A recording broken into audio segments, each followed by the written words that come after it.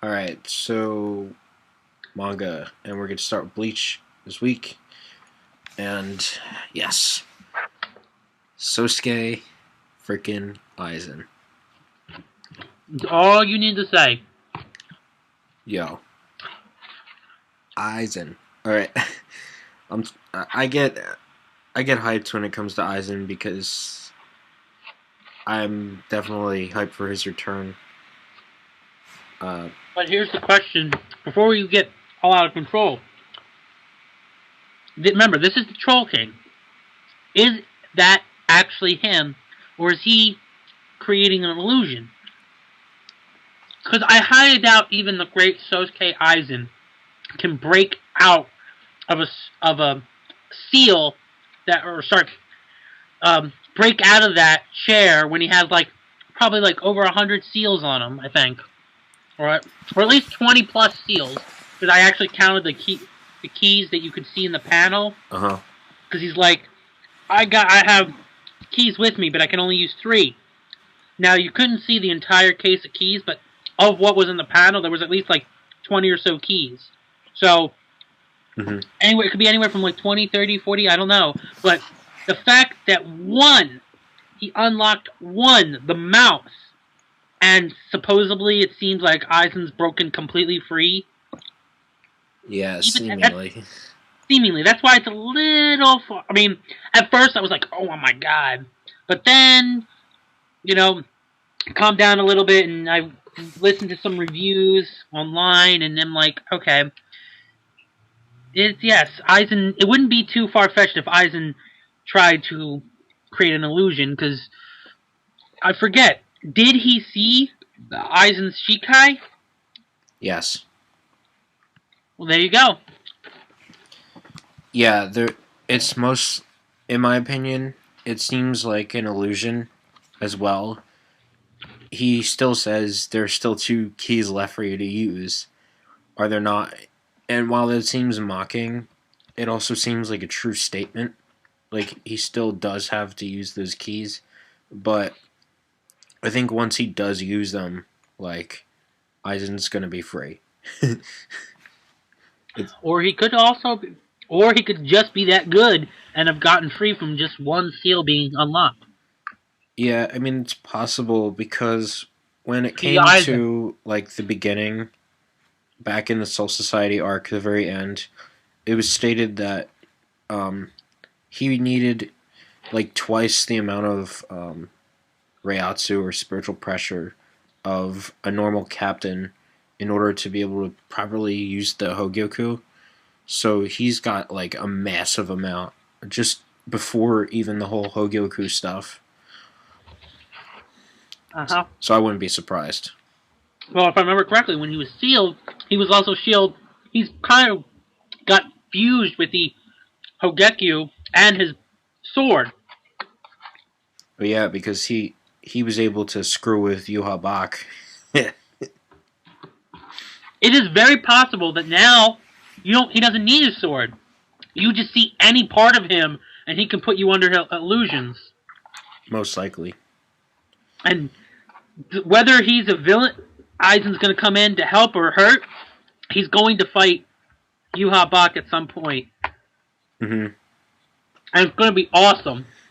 Yes. Definitely. And Aizen's no punk. No. Far from it. Yeah. I mean, Aizen is Aizen, and we're definitely going to see... there's so many possibilities of what Aizen can do.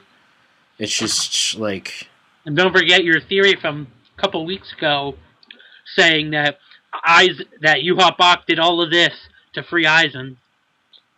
Oh. Wait. I said that? Yeah, he said, oh.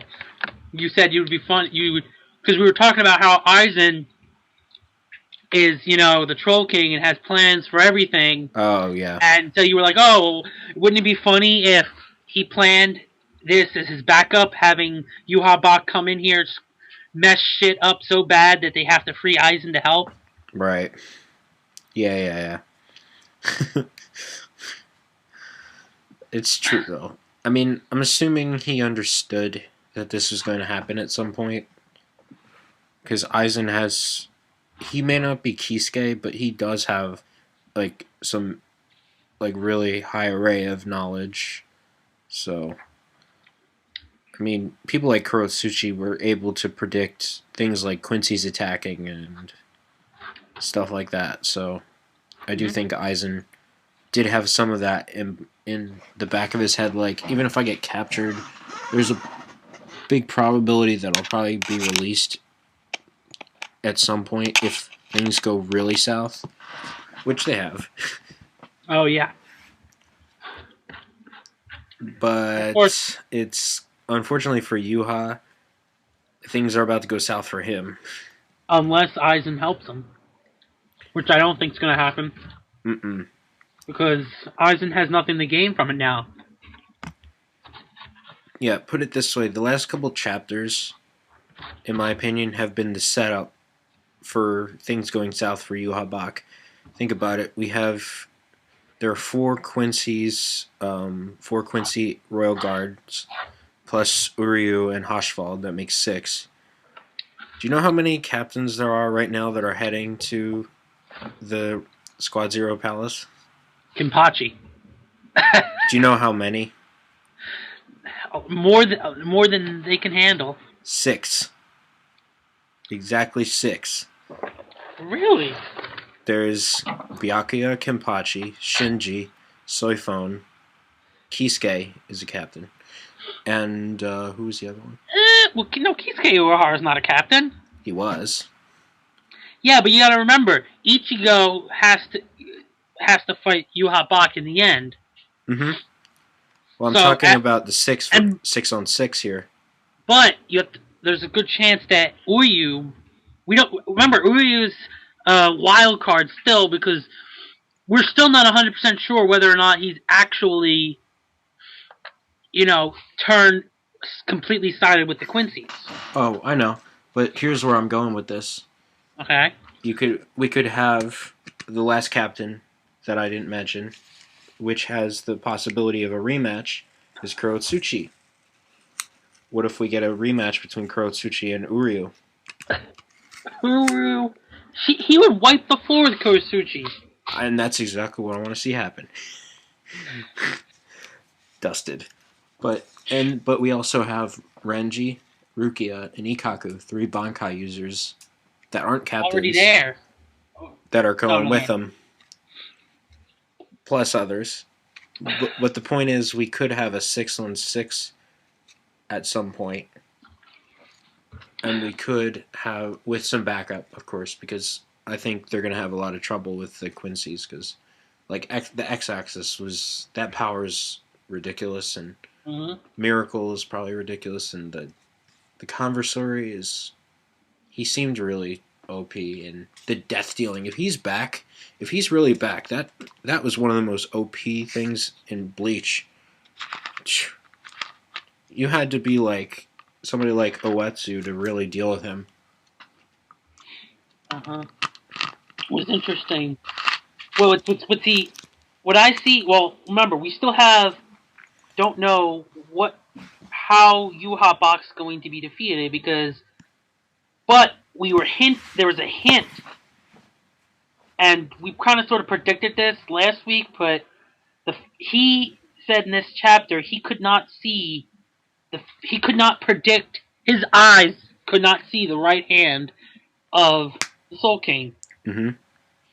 Which means, and because he couldn't predict or couldn't see in the future that this piece was going to come back, it's possibly that the other 3 pieces are going to come into play. Mm-hmm.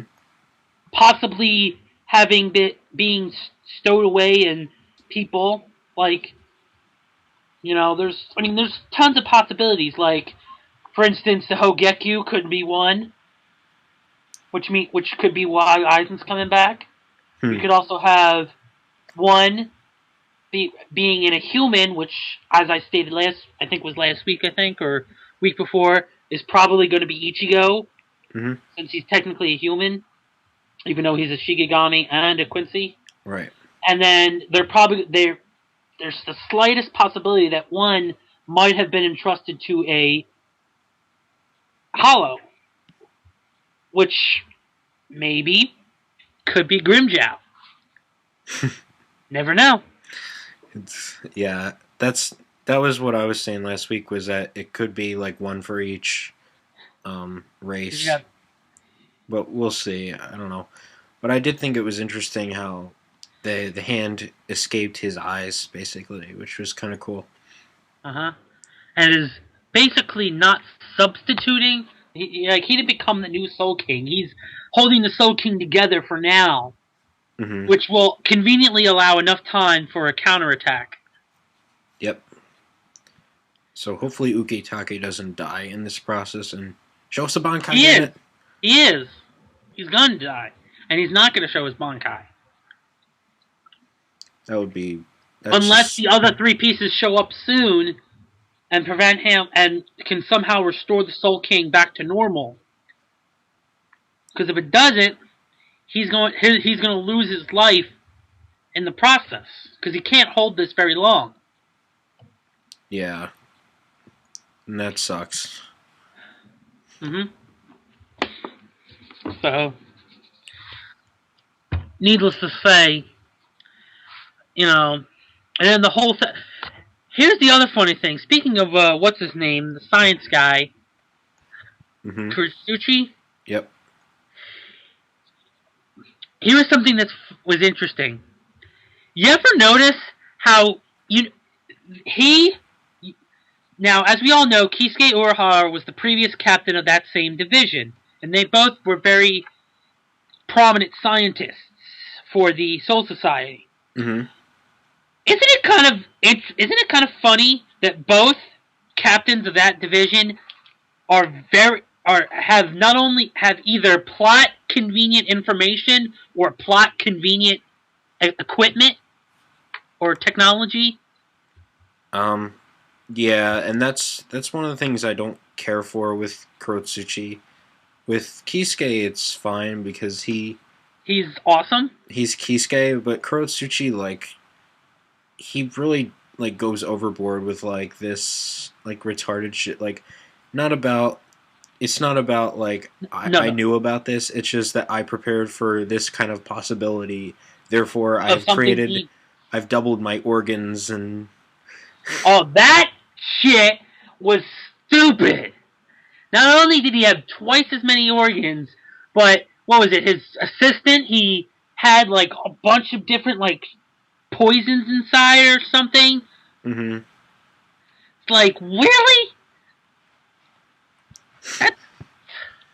That's where you call plot convenience. Yeah. There's no way.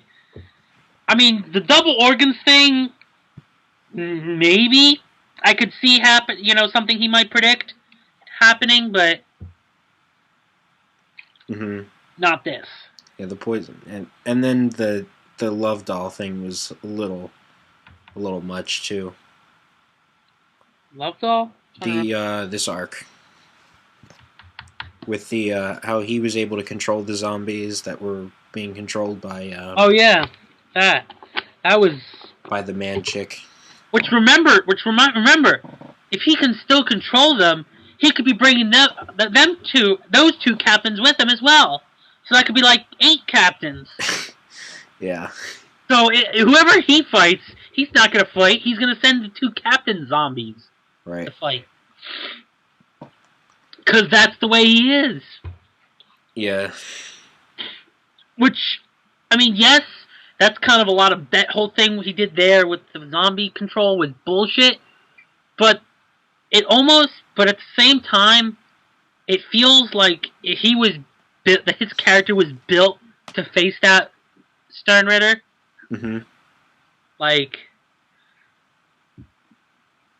Yeah. Just like he was built to face the Iran car. Yeah. Or vice versa. Those 2 villains were created so that way he would have a way to shine. One or the other. Depends on which one was thought of first. True. So yeah, this is a good chapter. Especially, well, the end was great, but overall, I thought it was a good chapter. Yeah. If I were to rate the end of the chapter separately, I'd give it an epic. Nice. Yeah. Because it's Aizen. Yeah. He's the only villain. He is probably my second favorite villain behind Naraku. Nice. I don't know about for me, but he's definitely up there. Because they're one of the very two, like, they're the part of the small group of villains who seem to always have a plan for everything. Yeah. That's, it's rare that you have villains like that, because it's usually the same type of villains. They have a goal in mind, they make one plan, and all the good guys have to do is throw their plan off slightly and everything goes to shambles. Mm-hmm. Yeah, Naraku he was too much. It was amazing. But let's not go there. Yes, that's not for today. No. So, that's, I think that's all I had to say for Bleach. Yeah. Yeah, that's about it then. Next, I think we should do Fairy Tail. Nearly as much to talk about as One Piece or Toriko. Right.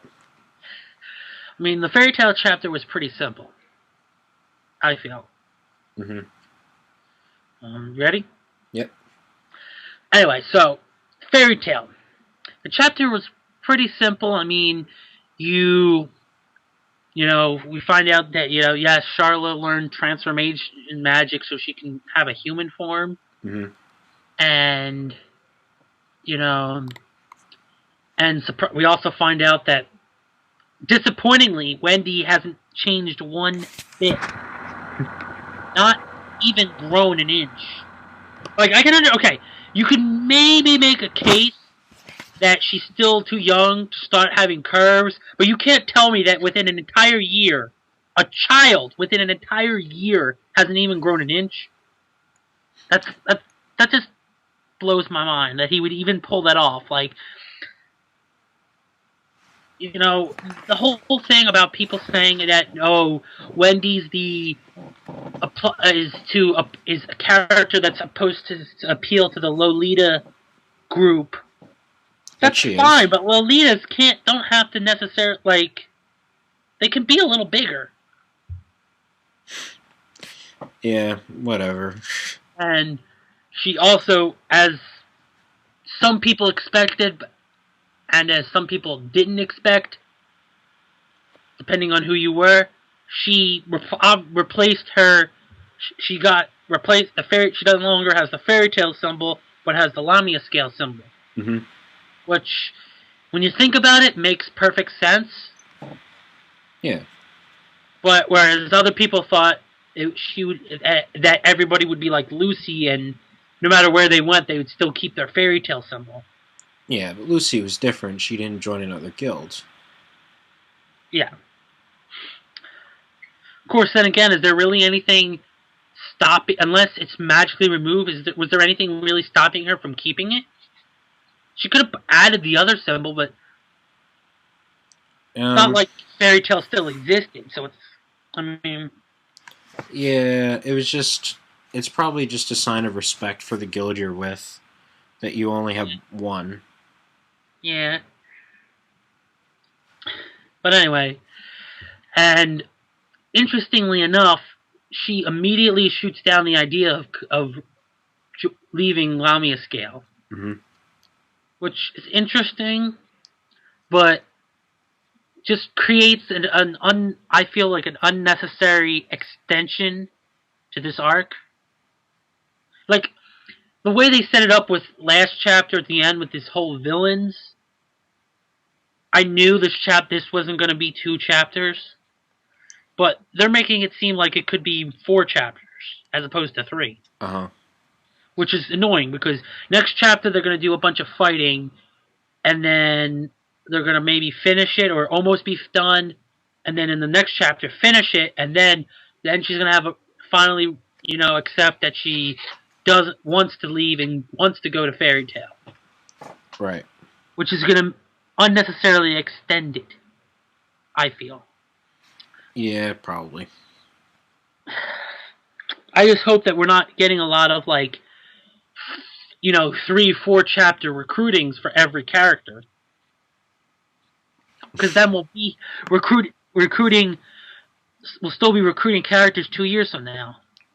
Yeah, I don't think that'll happen. No, but I don't want to be here this time next year and still be recruiting. I can see like 3 chapters per like main character, like major characters. What do you mean major character? Technically, like all the reoccurring members of Fairy Tail are technically major, except for me. Except for the only ones that the majority of them are. Like, well, first of all, Loxus and the Thunder Tribe are going to be together. Mm-hmm. It's based on Lucy's notes. It seems like Gray and Juvie are traveling together. Uh-huh. And was it Lizana's with her sister? So there's going to be a lot of people that are traveling together. Mm-hmm. Certain ones, but like the only ones that are maybe gonna get one chapter are probably the people like friggin' what was it the Levy's teammates. Yeah. Maybe Levy. Friggin'. I'm sure, like even though Lizana and her sister are major characters, I see maybe 1 or 2 chapters with them, unless they're doing something very important. Mm-hmm. And then you have, let me see, and then you have all the bunch of other random ones, like the guy who was always dancing, the friggin' Wikaba, the one with the mind powers. Yeah, something like that. And then the guy with the sand. Yeah. Biscus and his yeah, Bisca and Alzak and those guys will probably just won't be more than a chapter. Hey guys, we're back. Let's go. Yep. But then again, there's another theory that's going along that there's a possibility that we'll mainly focus on recruiting like maybe a couple of like the core member, like we'll like maybe recruit like Gray and Juvia, Gajeel, Urza. And then after we get a bunch of the big ones, there'll be like some major catastrophe that draws them all together unknowingly. But like, a villain will appear that will attract the attention of the other lingering members. Mainly because of the whole thing that there's a heavy they're like. They keep mentioning how Makarov is missing, like almost like that his disappearance is going to play an important role in this arc, right?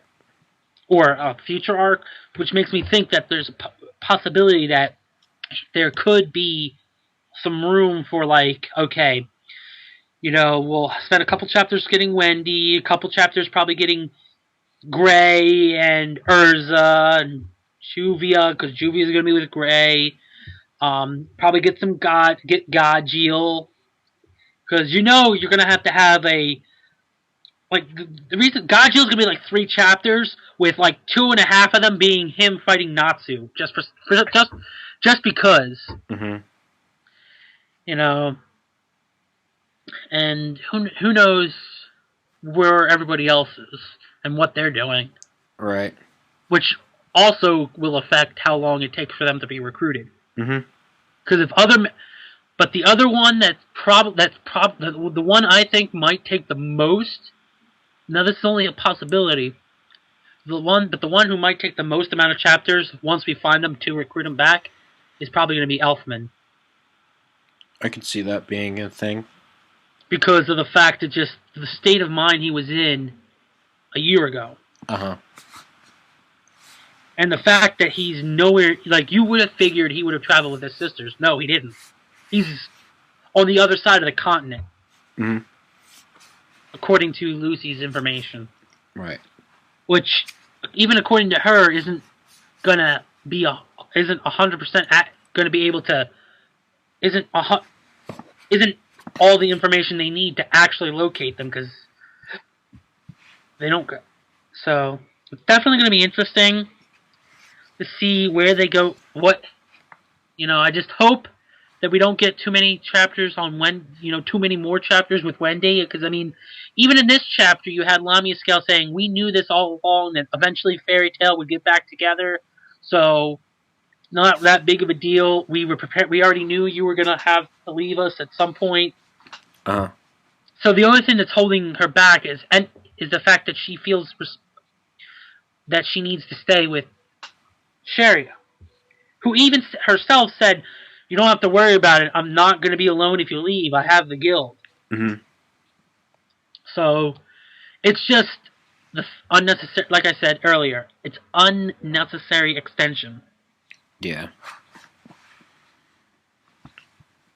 But however, we did have the hilarious, or the funny moment of Sharia hijacking Happy. That was I laughed for a good minute with that. I laughed because Natsu said Happy's been kidnapped. I thought that was pretty funny. He did was just fly her up. It's not like she grabbed him and ran. And he said Happy's been kidnapped. I thought that was pretty funny. Yeah. Well, the other interesting thing that people noted about this chapter was the fact that which makes sense, but people are making a fuss about it, is the fact that Carla is in her human form for flying Wendy around. Which makes sense because, she's stronger. She would be stronger and be able to hold on to her better.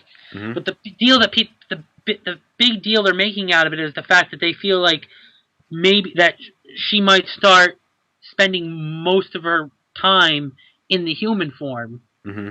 as opposed to, the cat form. Which, I mean, who knows? But I don't care either way. Same. Just as long as he doesn't do too many fan service scenes with her human form, because then that just gets ridiculous. Mm-hmm. There's only so much, of that we can take, and so anyway.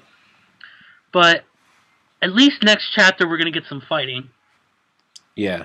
And get to see some results of training, because most likely what's gonna happen is that the Sharia and Wendy are probably going to go after the main guild members, or the main guys, whereas the rest of the guild and Natsu and Lucy are going to take out the 100,000 monsters? Yeah. When I saw that horde of monsters, before even Wendy and Sharia took to the sky, and I just thought Natsu was just going to, take a deep breath and blow up fire and just destroy them all in one shot. Well, he should have just had them all step aside and then open up his eyes real wide, have a big boom go, and then half of them start foaming at the mouth and drop. No, this isn't going to be friggin' Luffy. They don't have that ability, and it's not Toriko, so there's no intimidation on mass that they could do on a mass scale like that. Uh-huh. So anyway, it was I enjoyed it. Overall, I think the chapter was okay. I just didn't like I'm interested for the next chapter, but I wasn't happy about the fact that they've created a situation that's unnecessarily extending this part of the arc. Yeah, I thought it was a decent chapter.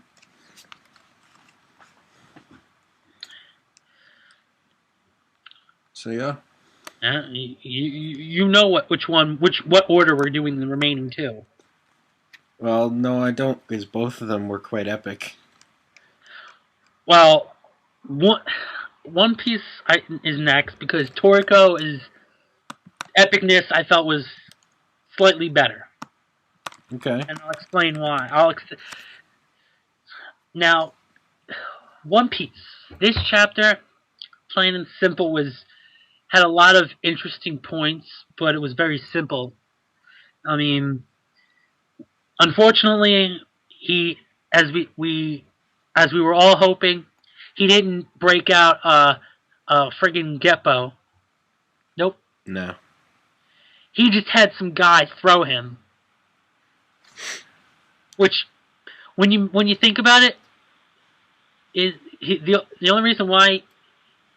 Well, I mean, hold on. I'll talk about that part later. Which was interesting, and the fact is that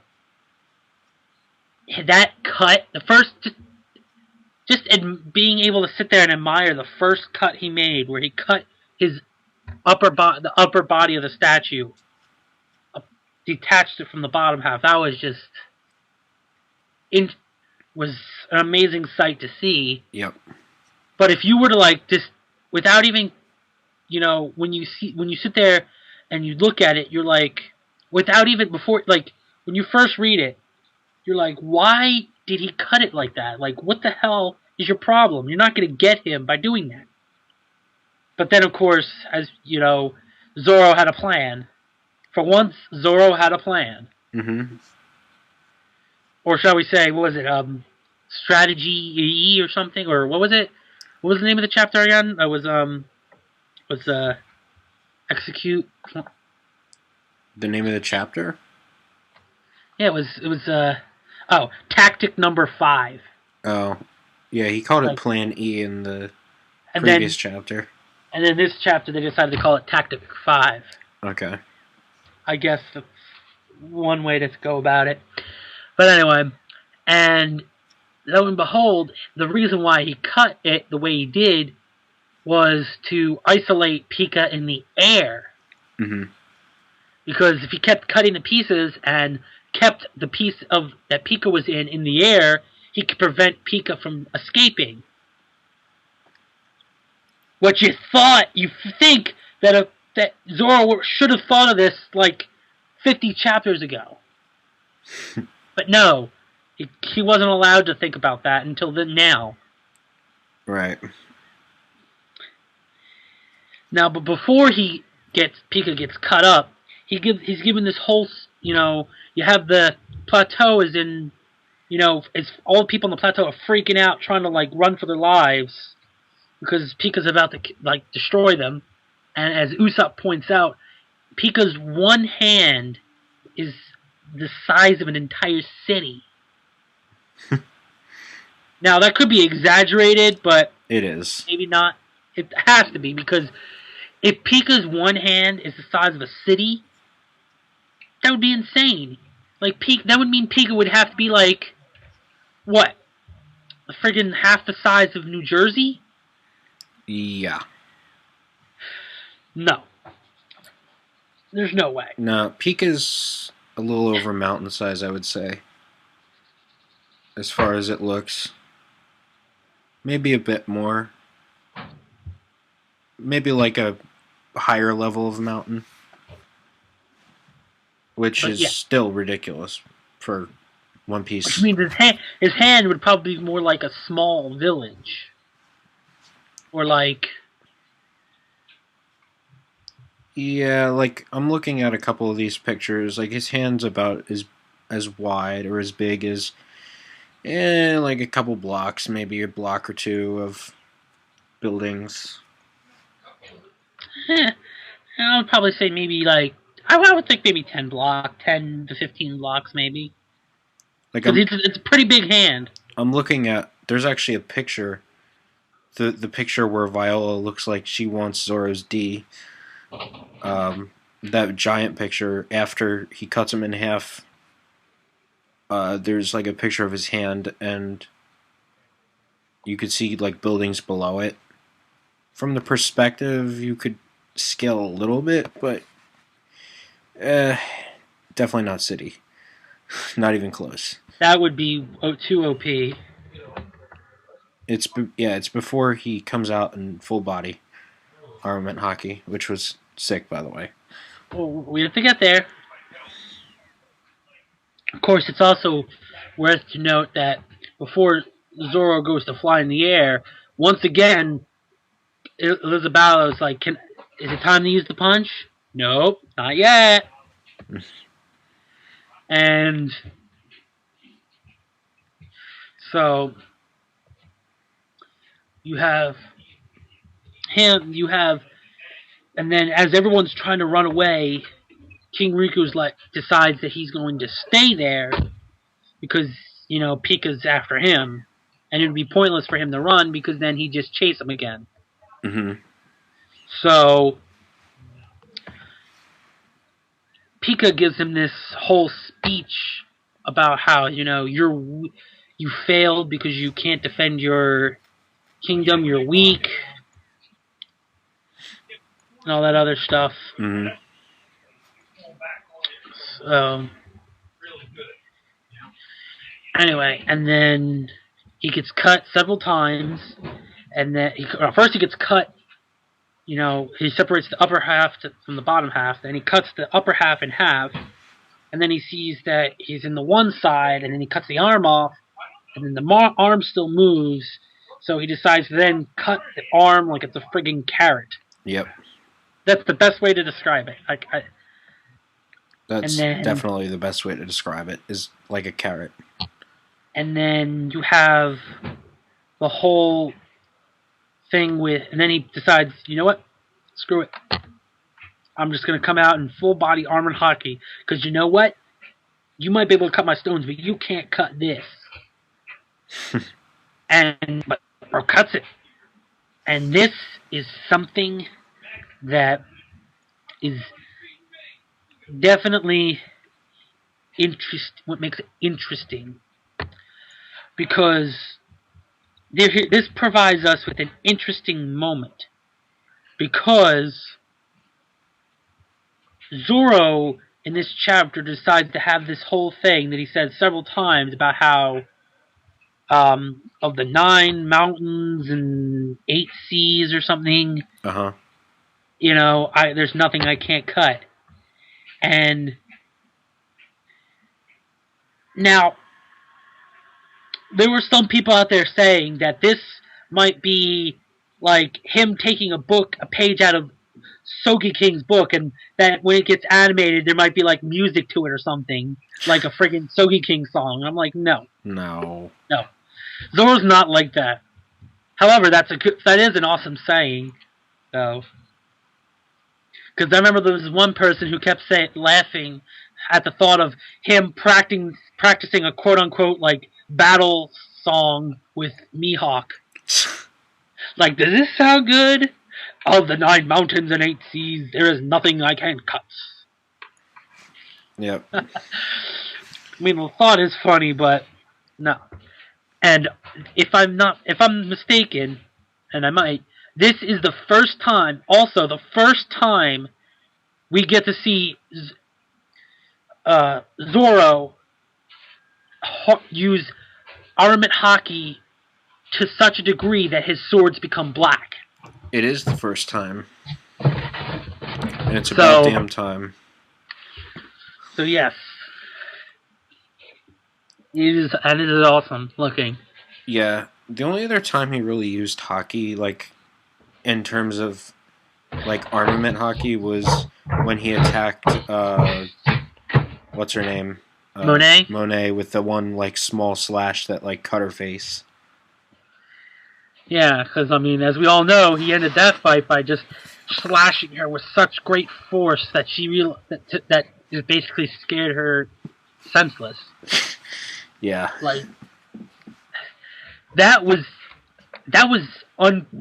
remember reading that chapter, and I remember watching the episode where they put it in. That, both ways, it looked very uncomfortable. It was awesome, but just the sight of her just, trying to get reformed but just can't because of terror was just a little much. Yeah. Damn. But anyway, now we have the last. Zoro is finally done. He's finally defeated Pika once and for all. But before the chapter ends, reality kicks in. Yay, Zoro just saved us from Pika, but all his entire body's still going to fall on everybody. And this is the part of the chapter that kind of annoys me. He wastes the King Punch on cleanup duty.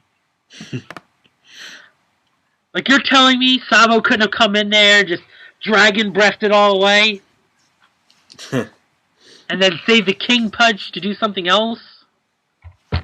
I don't know. There's the only thing like left is like destroy the factory or something, but we could still have Frankie and his laser beam like destroy the factory. He's knocked out. He's out. He's out cold. For now. Yeah, but he's not going to get back up until he gets healed by Mancherry. Which could be like any minute. Mancherry's no one knows how far they've gotten. I know. Could be any minute. But that any minute could be like 2 chapters or it could be 10 chapters. Mm-hmm. Who knows? Oda may employ Frieza time. Yep. Anyway, despite all of that, nothing in the... I am happy, and it's annoying. See, I'm glad because there was nothing, at least nothing in this week's chapter that said that they were going to be on break next week. Mm-hmm.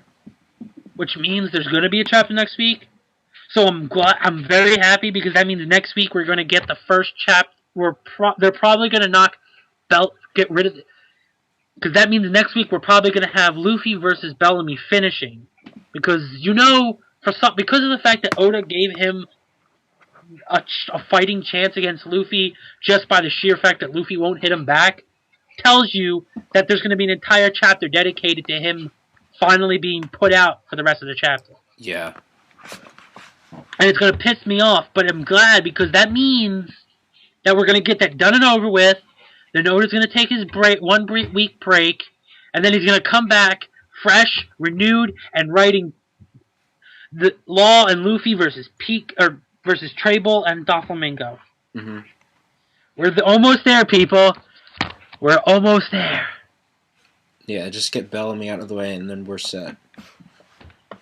I still think, Trables and Law are going to finish their fight before at least a couple of chapters before Doflamingo's beat by Luffy.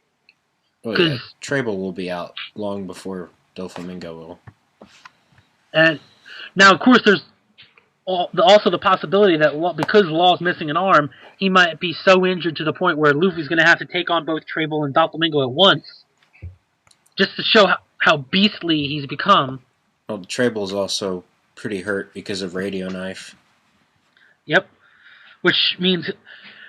Now, of course, that brings the question about what's Luffy going to do to defeat Doflamingo? And a lot of people are trying to speculate that maybe he's going to come up with some Gear 4th stuff or full body armament hockey or something like that.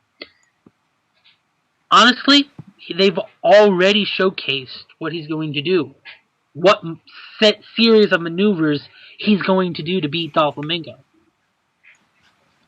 Red Hawk. And I say this because the 3D2Y special heavily emphasized, like the main, other than the purpose of Luffy other than Luffy getting another fight against another villain, it showcased him learning to use the Red Hawk. Mm-hmm. Which put great importance on it. And as we saw in the Coliseum, he can do a Red Hawk rifle, which means he can apply the Red Hawk to other maneuvers, just like Sanji can do with his Diablo Jambeau technique. Mm-hmm. He doesn't just do a kick; he can do different variations of it. Right. Which means that Luffy is going to beat Doflamingo with a Red Hawk type technique. Maybe do a regular Red Hawk, maybe throw in some Red Hawk rifles, and maybe finish it off with Red Hawk Gatling, maybe, Storm. or Red Hawk Storm, Red Hawk Bazooka, fireworks, maybe a freaking Gigante Red. Oh my God, a Gigante Red Hawk. Just Gear second. Armament Haki. Hardening. No. First he would do this Gear second. Then he would activate Gear third. Then he'd Armament Haki up. Then he'd be like, Kamo no Gigante Red Hulk. That would be awesome. Mm-hmm.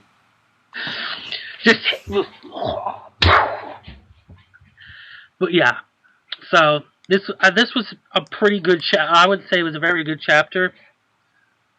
Yeah, I would. For the fact that Zoro, the People's Champ, has finally given us our wish. Oh, yeah. We all know. Zoro, the People's Champ, blah, blah, blah. We all know. Yes. But you know what's going to be people are more interested in? What the frig Sanji's been up to this whole time. Yeah, obviously, but Zoro's here now. Takes the chapter, as always. Zoro is the shit, and will always be the shit. And yeah, great chapter. Unless Sanji's there. In which case he outshines Sanji. No, he does not. Sanji's better. Nah.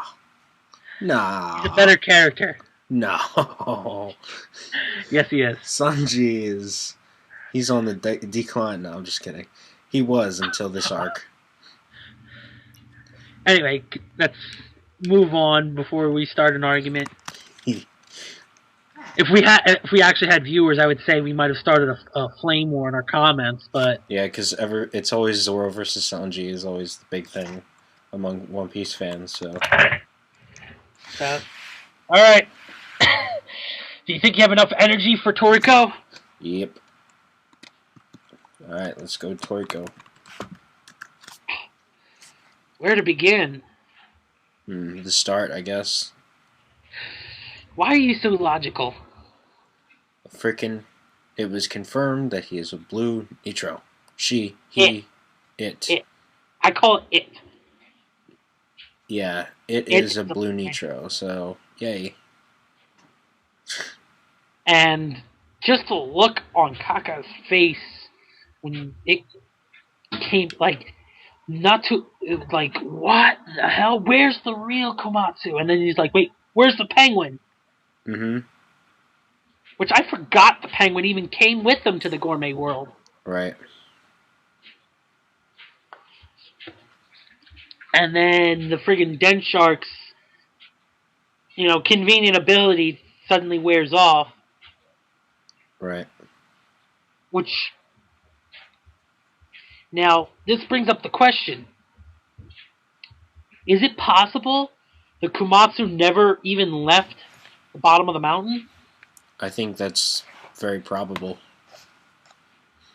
Who knows where he is? Where?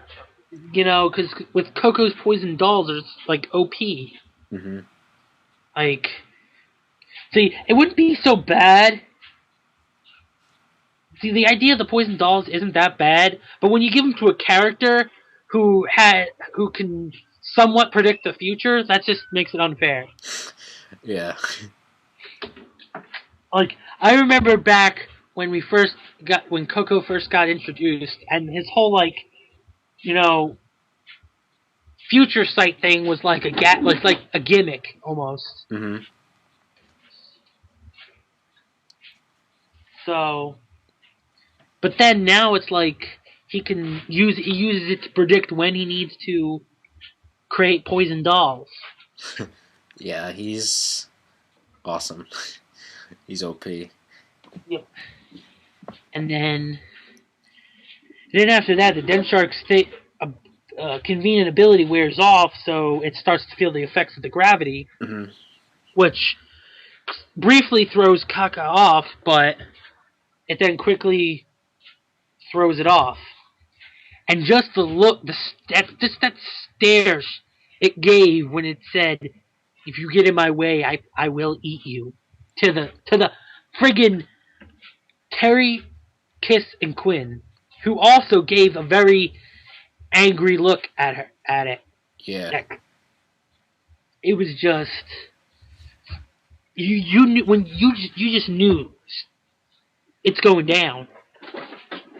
There's going to be a battle.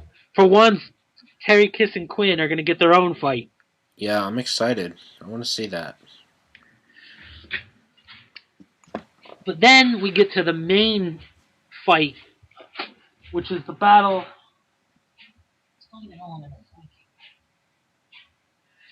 The battle against, or should I say, the dance with the Monkey King. Mm-hmm. And this is definitely gets interesting because, they reiterate the fact that the only way they could survive, any of them could survive performing this dance, is by all four of them aligning their cells together. Mm-hmm. Synchronizing all their cells. And I love how we got to see the look at the camera panel again. Oh yeah. And we got to see that funny face of Zebra's. Yeah. And then, but ultimately they fail because the last tile was taken away. So Coco couldn't really predict the future because or see the electromagnetic waves because it wasn't broken. It was literally taken away. Which was probably, as I stated on the forum, their food luck can only take them so far. Mm-hmm. The fact that Coco even found those was a stroke of luck. Yeah. So, and that was also a little weird that, I can read the electromagnetic waves of the broken pieces and to figure out what the picture was. Mm-hmm. That seemed a little out there for me, even for Toriko. Yeah, the whole electromagnetic waves thing was always shady to begin with. And then so then it's like, so then he's like, all right, I'm going to use my precog to predict what the Monkey King's going to do in the last maneuver, so that way I can then have us do it. But then the Monkey King just stops and doesn't do anything, and then acts disappointed. Mm-hmm. Which most likely means that the final move was supposed to be made by them and not Bambina. Or both of them together. It was just them. Yeah, there was that, and I also thought there was a possibility that perhaps he stopped on purpose in order so that they would keep going, so that he wouldn't the fun wouldn't stop or whatever. I don't know. Maybe, but then that would have been interesting. That could have been possible if he didn't then try to eat them. Right. Immediately afterwards, if he stopped on purpose, so that way it would be messed up and they would have to start over again. That's one thing. But then he stopped, looked at disappointed, and then got pissed at them and tried to eat them. Yeah, I guess that's true. So it's obvious that the last move probably was something they were supposed to do to him, or they were supposed to initiate, at least. Yeah. And he was going to then react to it or in a certain way. Of course, the one thing I was disappointed about this was we didn't get to see them doing the Fusion Ha part. Right. Which I wanted to see because that would have been hilarious. Yeah. To watch. And then we get to the strangest. I mean, there were some weird parts, especially the one part about the sound and smell coming back. Mm-hmm. But the end was, I was scratching my head there. They synchronized their cells so well that their four arms literally fused together to form a giant arm. And then they proceed to do an Embu enhanced punch to Bambina that actually looked like it did some major damage. Yeah. Because I swear I saw some blood coming from Bambina. There is blood. And that was surprising.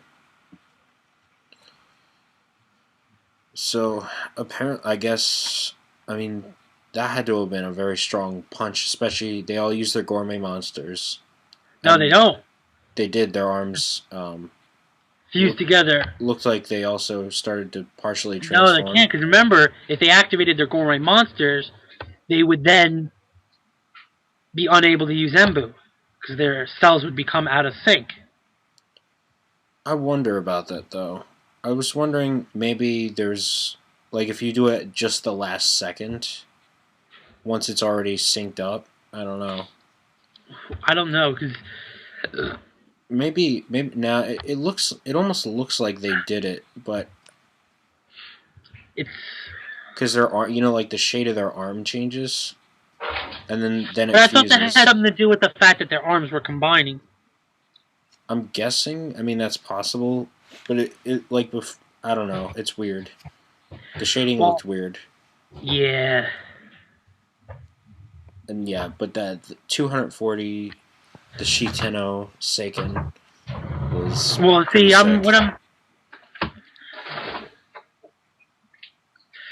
Now, here's something I wanted to point out about the one panel you see the gourmet monsters, and it says this.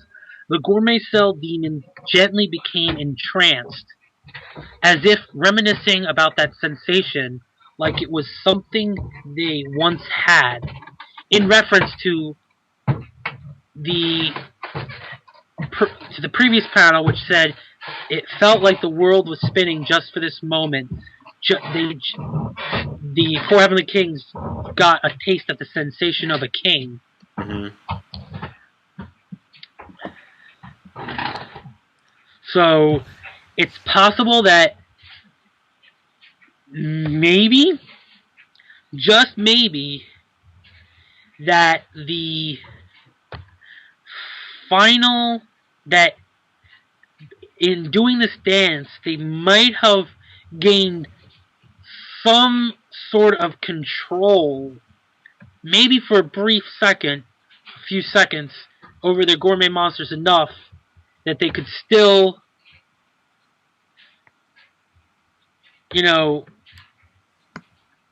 what was interesting was before they go for the combined attack, you have friggin' Zebra saying, "Put your shields up," and does a friggin' explosive echo voice attack, which nearly destroys the hair cage. Then Bambina's just like, nope. And he still tries to eat them. See, look, I'm looking at it now,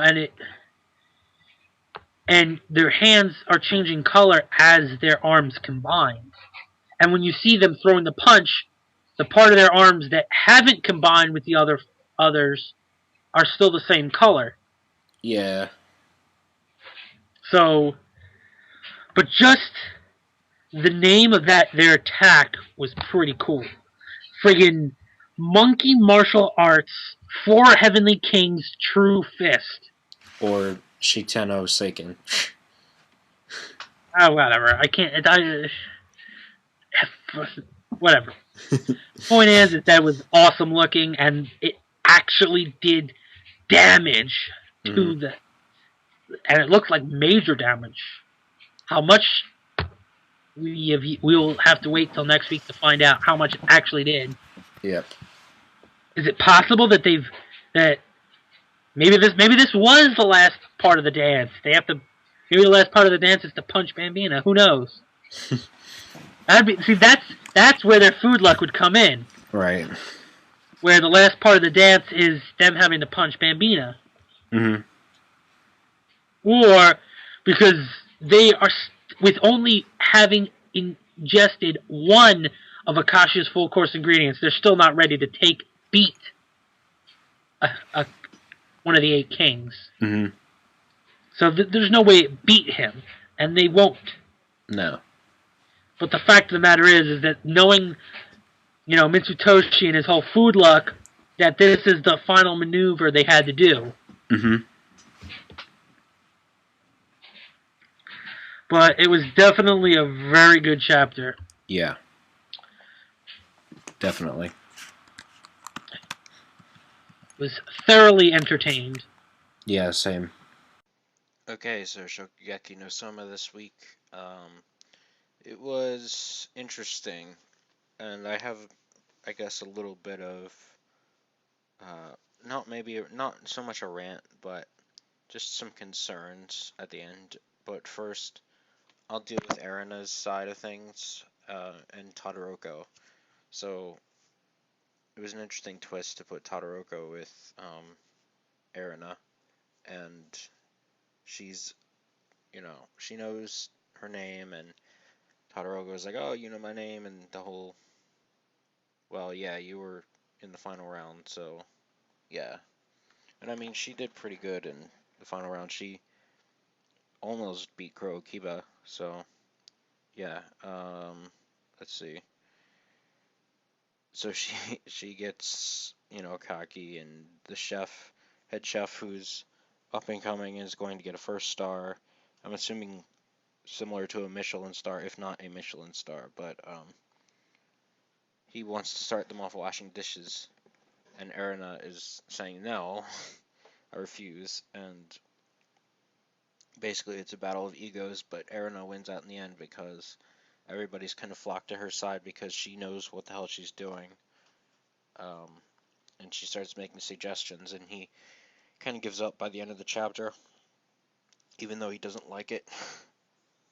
But yeah, I guess that's it for Erina's side. There's not much there, except for Todoroko writing to Souma, which is interesting. Um, so then I guess Souma and his partner Hisako Arato, who they seem to be doing very well, and but Soma's not happy with it, which in my opinion seems out of character for him, because he worked on Yukihira, and all of a sudden, he just doesn't seem happy that he's serving customers and doing a great job for them. Because, I mean, he obviously realizes what's going on and the visible achievement, which is pretty much outright stated to make a change in the restaurant, which I think is honestly not that smart. It's kind of retarded. Why can't they just be visibly like amazing in the restaurant? I don't know. But so it seems I'm gonna criticize Sukuda. I think it's the last name, Yuto Sukuda, right? He It seems like he's giving Soma like a convenient mindset to pass this test, where I feel like normally he would be very happy and very satisfied doing what he's doing now. I don't know, because it's obvious what the thing is, but I feel like it's an obvious mindset. I would expect that from Hisako, not him.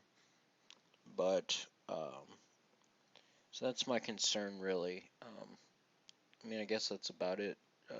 Hisako seems to be happier. She seems to be okay with Soma right now, kind of. But obviously, uh, they have to make a change, and Eren is going to pass. And we'll see what happens with Todoroko, whether or not she's going to pass. She has to make a difference, and then she's like, there's got to be someone I can do. And I'm sure there is. I mean, she's pretty good. And of course, Soma and Hisako are going to do something. So, yeah. And I'm pretty sure it's going to be an individual effort, not a team effort. Like, if one person does do something and the other doesn't, like, only one of them will pass, not both. That's what I think, because otherwise it'll really cut the individuality of how this works, which is pretty much how Totsuki works, except for a couple spots, like when Todoroko and Soma were partners, which is a pretty cool part, by the way. So that's it. It was a decent chapter, but like I said, I have concerns over Soma's character. Like, all of a sudden he's just kind of a bit out of character. Maybe it'll make sense within the confines of him trying to look for his own cooking, quote unquote. So I guess I'll just have to wait and see. Okay, so Akame Kiru this week came out And for this month's issue, it was pretty much, well, it was entirely progression, and we find out that Tatsumi is actually being consumed by Incursio, which is good, which means that his ridiculous power-up is coming with a price, and a very scary price for him, where he's being consumed and he might, in fact, die. So he has to be very careful there. So, when it comes to Tatsumi, I guess it's a good thing that this has a drawback, because otherwise it would have been a typical shonen retarded shit. So mine is definitely not dead. They said she'll wake up, and they're gonna stay with her till she wakes up, and now everybody's really feeling like pain, where Akame notices that Tatsumi hasn't smiled since the whole thing, and she gets comforted by Leone, and an agenda is really feeling it because of Labek, or Robek, however you want to say it. His death, and she never really showed her real affection for him, but now it's like obvious that she, really cared for him, and so obviously she's a little distraught that he's down. So there was a little bit with Estes, stuff that we kind of already knew about her, that she was going to go all out next time, and whether she wins or Tatsumi wins, it's fine. And then, Kurome just is the same way, because she wants to kill Akame. Akame wants to kill her, same thing. She falls asleep in Wave's bed. Okay, whatever. There's really not much, but there was a glimpse that we didn't see, but Estes points outside, and Wave and Kurome look outside to see a Tegu that apparently is owned by the minister. And this is sounding all awfully a lot like the anime, where the anime had like this gigantic freaking mech for a Tegu, and we'll see if that's the case for the manga. But obviously it was visible from inside, so it's probably pretty big. And now this like alchemist has like, it might be a Tegu, it might be a danger beast, or a mix. I don't know, or it's some kind of alchemic thing. But apparently it can eat people and get stronger, and might actually become stronger than the Supreme Tegu. And so that's gonna be next, obviously. And I guess the Revolutionary Army is about to attack, and Estes knows about it, and shit like that. There's not much else to it. It was pretty basic, just kind of seeing different facets of it. And it was, it was a decent chapter, I have to say. In terms of progression, we got somewhere. Character development was okay. Obviously, there was no action, so there's nothing to judge there. No bullshit of people dying. So, I mean, yeah, it was a decent chapter. I'm not gonna rag on it this month. You'll have to wait till next month for maybe for me to maybe rag on Akame Kiru. We'll see. Alright, so now what I'm gonna do is I'm gonna do a bit of a series overview. It's gonna be kind of brief. I'm not gonna go over everything, but I will cover the basics of Magi, and not including Sinbad no Boken. We'll get there soon. I haven't actually started it yet, but I will very shortly. And then we'll do a bit of an overview there. And then after this overview, if 256 has been translated, or 257, whichever, doesn't matter, has been translated by the time the podcast comes up, you will see it next. If not, we'll just stick with the overview, and then we'll review 256 and hopefully 257 next week then.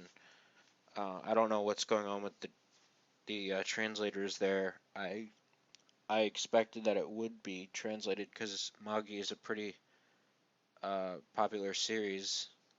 I think it sold like it was like eighth on Japan's like top 30 sellers of last year. But anyway, series overview. So I'm gonna start by saying Magi is great. It started off where the anime, because I watched the anime and then I continued from where the anime stopped and then read on.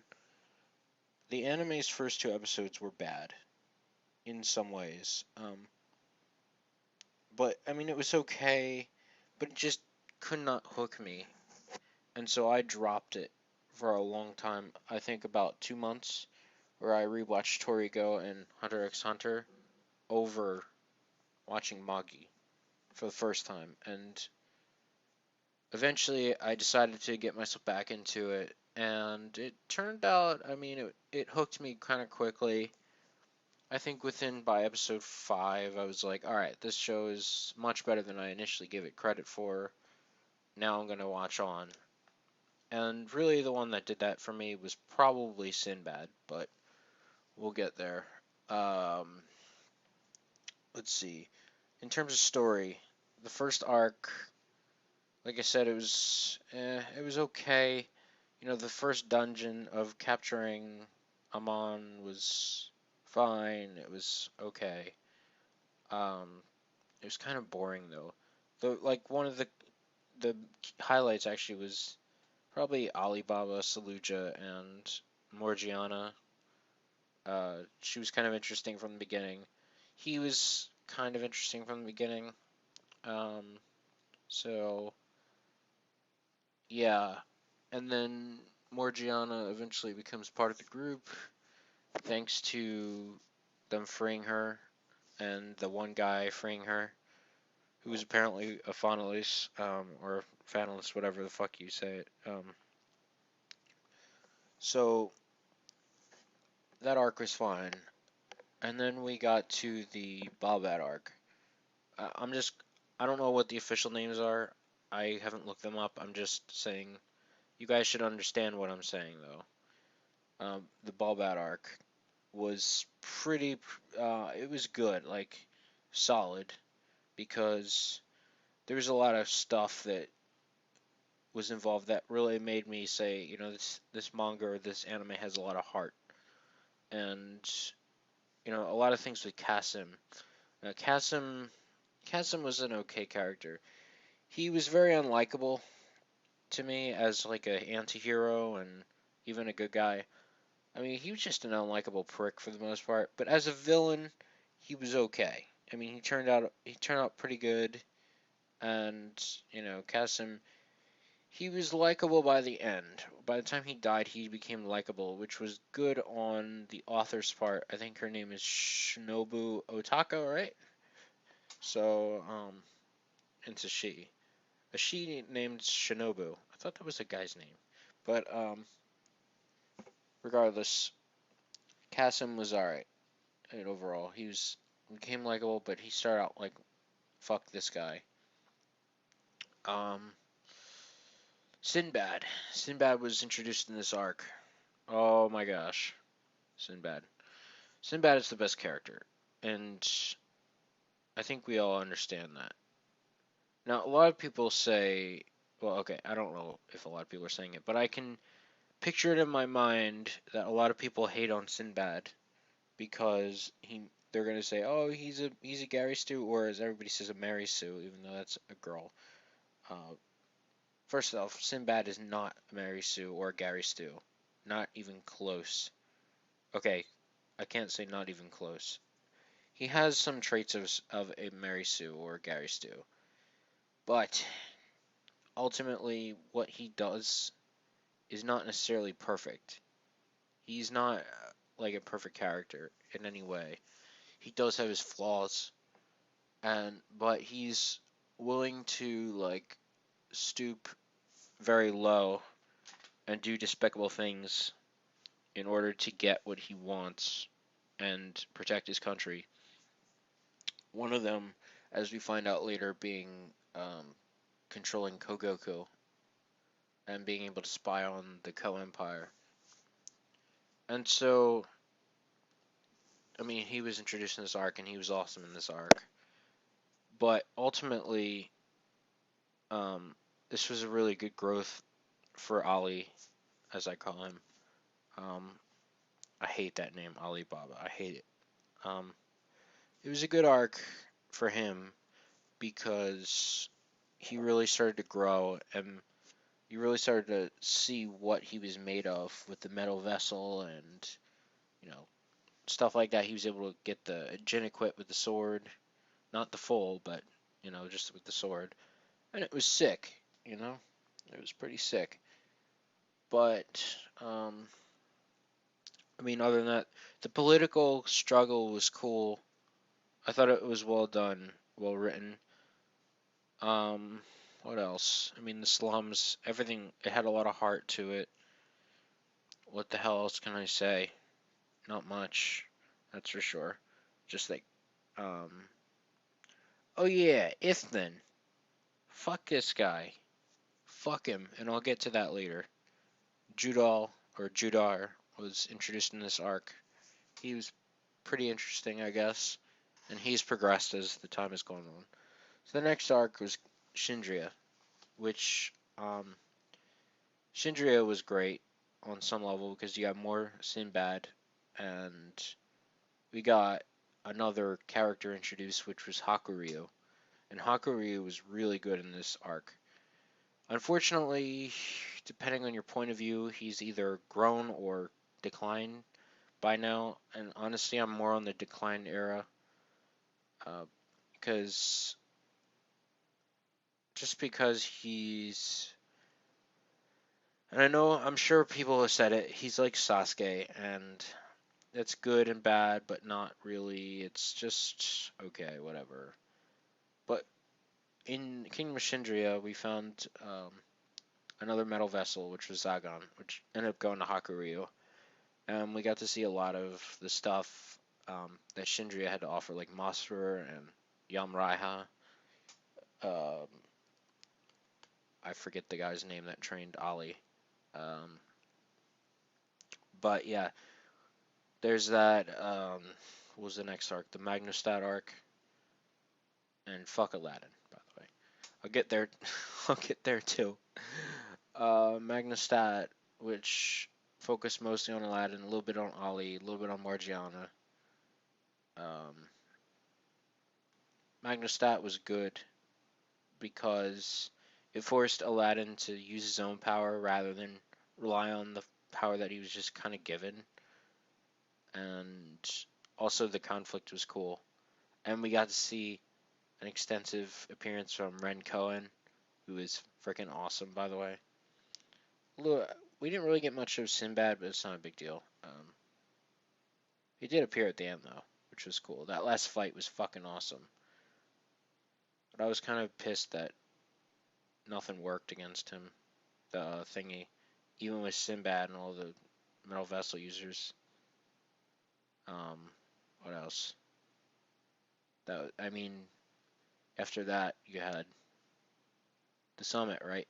The summit, which was fucking awesome until Aladdin bursts in and tells the story of Solomon, which was fine, but it dragged on and had too many unnecessary details that I didn't give two fucks about. And it was, to me, the weakest arc, aside from pre-Ballbad.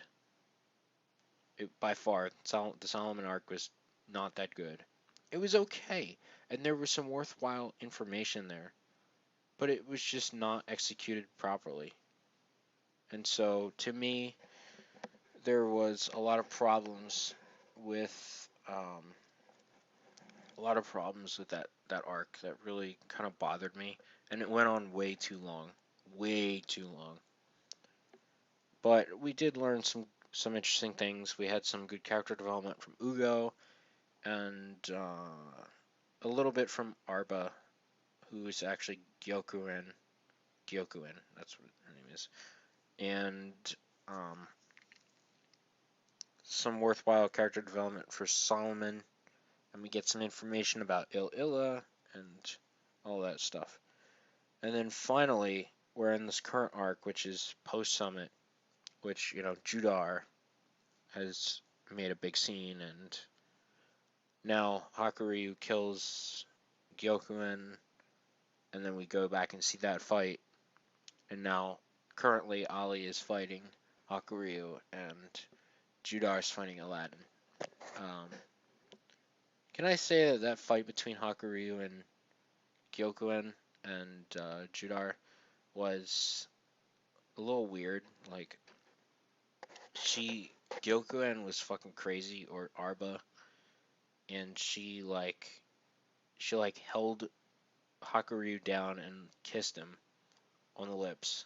That was, okay. You know that's your kid, right? It's your son. Yeah, a little weird. She was a little batshit, but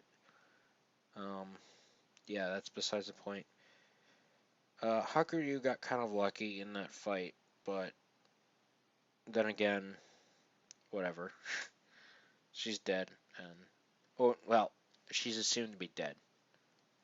There may be something to bring her back or whatever. Maybe it was she didn't turn into a doll, so it wasn't her or whatever. It wasn't a fake, but you never know.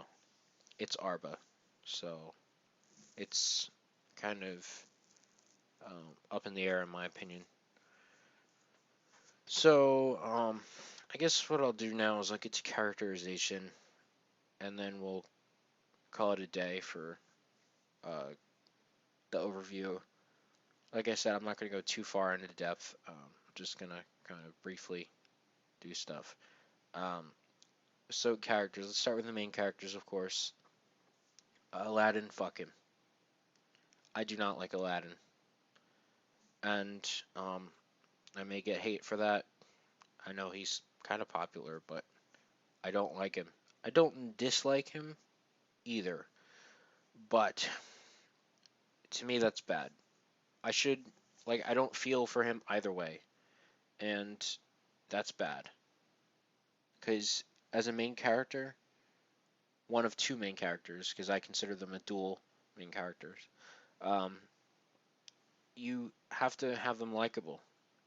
And even if they're not likable, there has to be a reason. There can be a reason why they're unlikable. There should be no reason why you don't feel either way for a character. And unfortunately, that's how I feel about Aladdin. I think I don't know, he has like the Naruto effect, where he's been handed these powers, where he doesn't have to rely on shit, but the power that he was literally just given. And he can wreck shit. Luckily, in Magnestat, that sort of kind of changed for one arc, and now he's back to relying on Solomon's wisdom, because he is Solomon's son, and the power that a Magi gets you. Which, by the way, the Magi concept was okay, but it's been executed so poorly, recently, because it's just an excuse to give Aladdin unlimited power, basically. And it could have been used for something much greater, much more constructive. But in my opinion, the concept of a Magi has been very deconstructive and just not very good for Magi. Ali is very likable in my opinion. He reminds me of Edward Elric, which is obviously a good thing. Edward Elric was amazing. He has, he has a heart for Balbad, and he loves his friends, but he has his own afflictions going on. For instance, Kasim is constantly on his mind. He couldn't save Kasim. I mean, he did at the end, but he couldn't save him from dying. He couldn't save him from stabbing himself with the dark metal vessel. He has like a lot of afflictions. He couldn't save his country. He did, but he couldn't control it because the Ko Empire took it over. And so he was forced to flee. Even though it wasn't his choice, he did, he never went back until recently.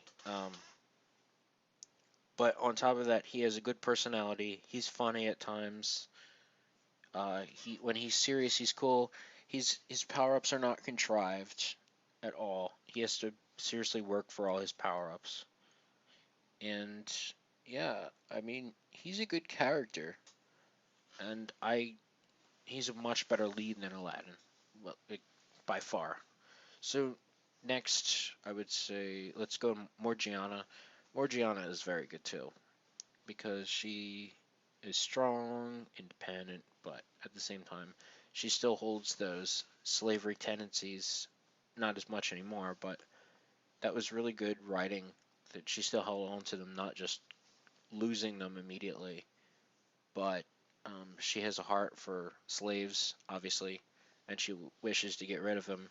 At the same time, she can be funny. She has a decent personality. She's, everything about her is pretty good. Even her looks are not so bad, right, for a teenager. And the recent stuff with her and Ollie were kind of funny on the ship. That was pretty hilarious. Yeah, so like all the finalists are pretty cool. Like especially Moo. I like him. Moo Alexis. And Masaru, of course. So I guess after that, I guess I'll talk about Hakuryu a little bit. I think he was really good, and I went like literally when he cut Madara. I don't want to say Madara. It was Madara in half or whatever, cut her head off or whatever with the Kwando. I was like, yo, this guy's awesome. Because he was a little pathetic before, but he was a growing character and voiced by the same guy who voices Kuroko. But that was sick because she was a threat to those kids. She needed to die, and he did the job. But as it's progressed, he's unfortunately had the Sasuke effect. So we have a Naruto effect and a Sasuke effect. But regardless, Hakuryu, I think, has not turned out as well as I would hope. But he's not bad. I'll say he's not bad. Still, he was great, and now he's not bad.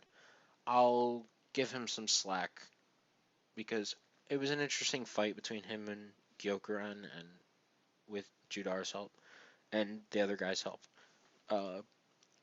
But yeah, um, he's okay. Sinbad, I already mentioned, is the best character. He's absolutely the best character, and his vessels are pretty cool. I like them, the household vessels. Who else do we have? I guess we can go over the people. Koen is awesome. Kogyoku is very likable. I like her a lot. Koha's likable. Koen is Koen. I said Koen. Kome. Kome is pretty cool. Recently, he was all right when he first came in, and then that's all the Ko's, right? And then there was Hakue and Hakuryu. I went over Hakuryu. Hakue is pretty good. I like her a lot. She's probably the best looking person in the show besides Yamraiha. Those two are the best looking girls, I think. But otherwise, there was Scheherazade, who was good, and Titus, who was fine. Aladdin's roommate was fine. All of a sudden, I'm drawing a blank on his name. Who the hell else was there? Judar is fine. He's cool. I like him. Who? I'm trying to think who the fuck else there was to talk about. I mean, obviously, like Abmad was bad, and he's becoming better. Fuck, can't think. I did say fuck Aladdin, right? And who was the other person I said fuck somebody else? I can't. Oh, Ithnin. Fuck that guy. Yeah, Ithnin. He just was fucking everywhere in those two arcs of Balbad and Shindria. He was everywhere. He just would not stop. He was annoying as shit. And thank God he died. Because I would not have been able to handle if he had kept going in that series. Like, he was just a piece of shit. Glad he's gone. But yeah, I guess that's it. As for what's currently happening, I'm hoping that Ollie wins. And I don't know, I'm hoping that Judar wins. I guess. Because Aladdin winning would just be retarded at this point. But that's it. I think Magi is a great series, but it has its setbacks, unfortunately, and they lie very deep within the core, unfortunately, as well. But it has a lot of potential, and it's really good so far. It has me hooked. And can I just say, that the first opening was fantastic, and the rest of them were disappointing in like comparison.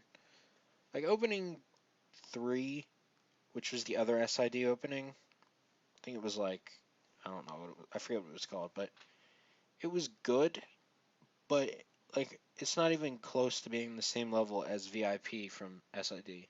That was amazing. Probably one of the best openings I've ever heard. And the rest were disappointing, so whatever. So yeah, I look forward to the next chapters being translated.